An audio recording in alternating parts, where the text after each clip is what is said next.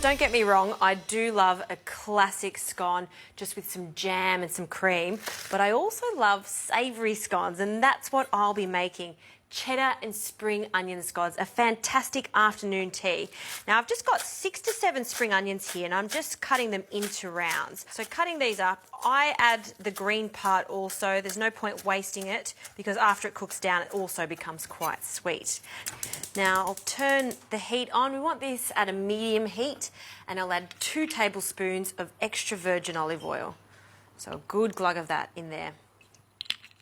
And because they've been chopped quite well, they don't need too long to cook. They're also much more delicate than onions. And I'll add 1 clove of garlic. And I like to add it after the spring onions so it doesn't burn. So give the spring onions a bit of a head start and then in with our garlic after that. Now we'll just give that a quick mix. A generous pinch of salt, some freshly cracked pepper.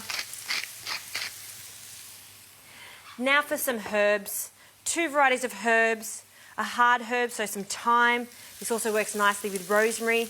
And I'll just take all the leaves off the stalk. That's the easiest way to do it, is just to pull them off like so.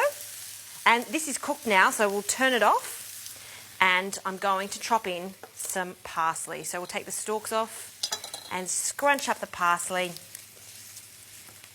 and then roughly chop it.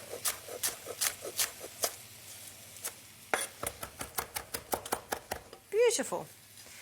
Now this can go in and we just want to allow this to cool down to room temperature. You don't want to be adding this to the flour and butter mixture while it's hot because it will affect the result of our scones later on. So just allow that to cool down. Right, that is done. I'm going to take it out of the pan so it cools down much faster. So we want everything to be around the same temperature. Apart from the butter, because when it comes to scones, you do want the butter to be cold so it crumbles together. So let's get onto that now. I'll need 3 1/4 cups of self-raising flour, which is ideal for making scones. It's going to give it a lovely crumb, and because it's self-raising flour, it does have rising agents in it. It's going to give it a nice lift. So into a bowl. With our cold butter, as I was saying, it needs to be cold because we need to crumble it up. So break it up and then using our fingertips, because that's the coolest part of our hands, we just want to break it into the flour. So just squishing it together. So this will take about 3 to 5 minutes and then we can continue on.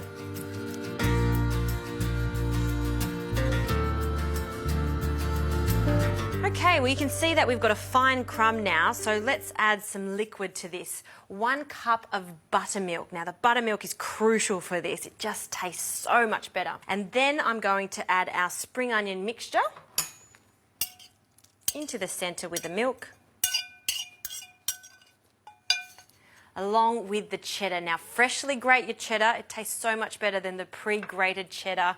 Get a mature cheddar for this, and I'll add 3/4 of this and I'll reserve some of it for the garnish later on. Now my Auntie Iris always tells me when it comes to scones, any scones, sweet or savoury, make sure you mix and fold it together with a butter knife. By doing this, we're not overworking the mixture because there's nothing worse than over mixing a scone mixture. So give that a mix. You can see it's coming together. Wonderful, that's enough mixing with the knife. And then with some extra flour, I'm just going to dust the surface of my board, a little extra so it doesn't stick to the board. And then using your hands now, we'll take the mixture out of the bowl and pop it on there. Now you could use a rolling pin to roll this out, but to be honest, you can just do it with your hand, and the less fiddling with the mixture, the better it is. You want this to be about 3.5 centimetres thick. Then I'll grab a cookie cutter. This is 6.5 centimetres, and I'm going to cut out our little scones. And that is our first very cute scone. So I've got a tray here that I've lined with some baking paper. Just going to place that on to our tray.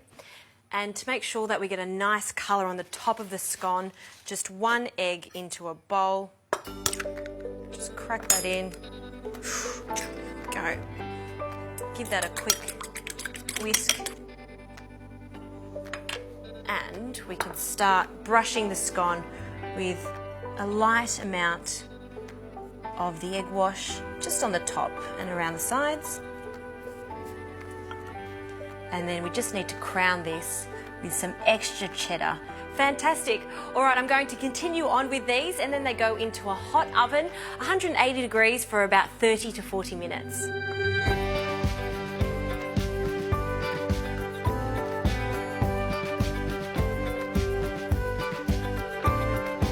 When you're placing your scones on the tray, make sure that they just slightly touch.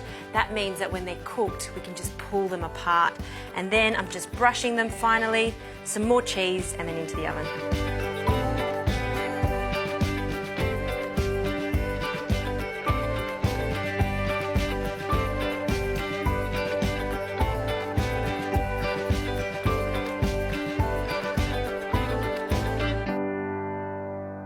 How good do these scones look? They smell fantastic too. And my favourite part when I bring scones out of the oven after they've cooled a little is pulling them apart. Look at that. Perfectly soft. And when they're still warm, they're the best, because when you break into them, you can see the melted cheese and all the speckles of that lovely spring onion that we added. To serve these, you could add some prosciutto if you like, make it like a sandwich. That's very decadent. Or just keep it super simple.